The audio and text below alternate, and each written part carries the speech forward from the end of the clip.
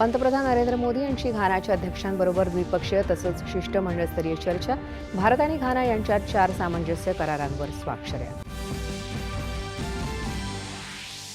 लोकशाही ही भारतासाठी व्यवस्था नव्हे तर संस्कार असल्याचं पंतप्रधान नरेंद्र मोदी यांचं घानाच्या संसदेत प्रतिपादन.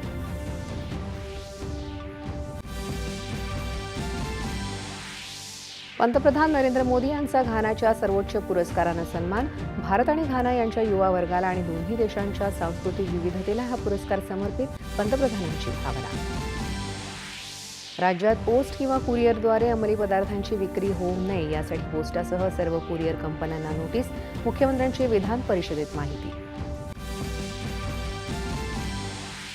बार्टी, सारथी, महाज्योती, आरटी या संस्थांमध्ये यापुढे विद्यार्थ्यांना गुणवत्तेच्या आधारावर विविध अभ्यासक्रमांसाठी प्रवेश देणार. उपमुख्यमंत्री अजित पवार. महाराष्ट्र राज्य अनुसूचित जमाती आयोग, महाराष्ट्र राज्य अनुसूचित जाती आयोग तसंच नाशिक त्र्यंबकेश्वर कुंभमेळा प्राधिकरण विधेयकं विधान परिषदेत एकमतानं मंजूर. वाळू आणि रेती वाहतुकीसाठी आता 24 तास परवानगी. यासाठी जीपीएस प्रणाली आणि सीसीटीव्ही कॅमेरा पद्धती लागू करण्यात येईल. विधानसभेत महसूल मंत्र्यांची घोषणा.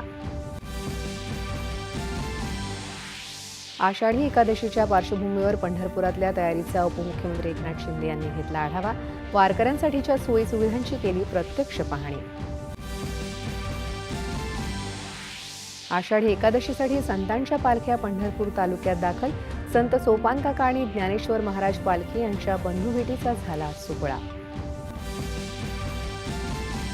आणि कर्णधार शुभमन गिलच्या 269 धावांच्या दमदार खेळीमुळे बर्मिंगहॅम क्रिकेट कसोटीत पहिल्या डावात भारताचा 587 धावांचा डोंगर.